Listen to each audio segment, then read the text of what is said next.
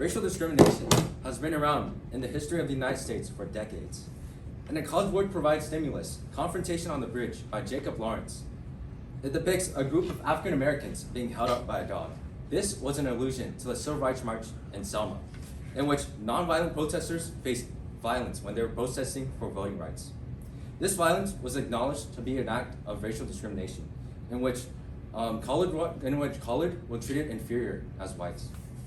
Good afternoon. My name is Kenneth Fu, and this is Racism in Health.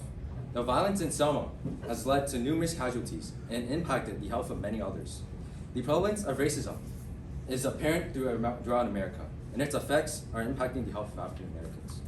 This leads me to my research question. To what extent has the prevalence of racial discrimination impacted the health of African Americans in the 21st century?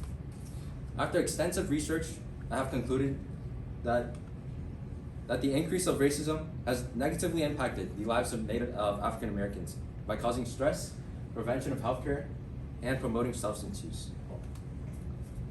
To start off, the health of African Americans has declined as a result of stress.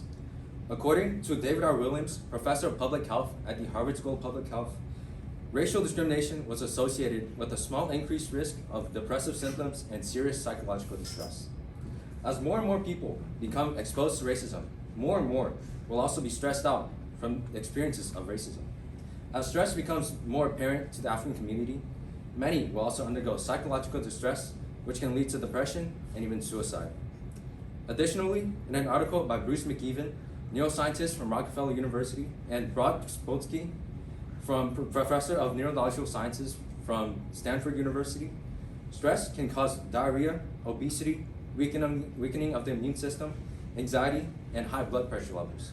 To sum up, stress can result in increase in obesity, blood pressure, and even diabetes from just feeling stressed out from racial discrimination. Onwards, experiences of racial discrimination had also prevented African Americans from seeking healthcare. In an article by Sarah N. Glitch, inaugural vice provost for special projects at Harvard University, 32% of blacks experienced racial discrimination in clinical encounters, and 22% avoided seeking healthcare due to anticipated racism. A large portion of African Americans experienced racism in clinical encounters, and many had avoided it in order to avoid the experience. This prevents them from experiencing the healthcare that they should have in order to check for any hidden health risks. Similarly, Dr. Aaron DeHone, who has a PhD in clinical psychology at Jackson State University, stated that intern medicine residents who demonstrated an implicit preference for white individuals were more likely to treat white individuals than black individuals for thrombolysis, for myocardial infarction. Essentially speaking, medical staff who expressed favor over whites were more likely to treat white patients than black patients for thrombolysis or myocardial infarction, which is also known as a heart attack. This can lead to delayed treatment time and significantly increase the rate of death as black patients with a heart attack are not treated in a timely manner. Lastly, racism has also increased the use of harmful products in African Americans. In order to cope with experiences of discrimination, many have started to use drugs or alcohol in order to cope with these experiences. According to Randall B. Dent, research scientist at the George Washington University, perceived racial discrimination has been associated with coping behaviors such as tobacco and alcohol use. So as discrimination become more and more prevalent, so will the rate of drug use. On top of that, these drugs are also heavily dangerous. According to the Centers for Disease Control and Prevention, polysubstance use, including alcohol, can increase the chance of health risks, including overdose, injury, violent, risky sexual behavior, violence, and chronic diseases. This effect can also be illustrated by this graph from the National Center of Health Statistics. In this graph, you can see that both male and female had an increase in deaths for alcohol. The use of these substances are not only harmful for themselves, but also for the people around them, as they can result in violence. To conclude, the effects of racial discrimination in color are extensive. One of the major effects from racial discrimination is the dwindling of overall health of African Americans. Study has shown that it can induce stress, delay medical treatment, and foster substance use. After this discourse, I have come up with several solutions to this issue.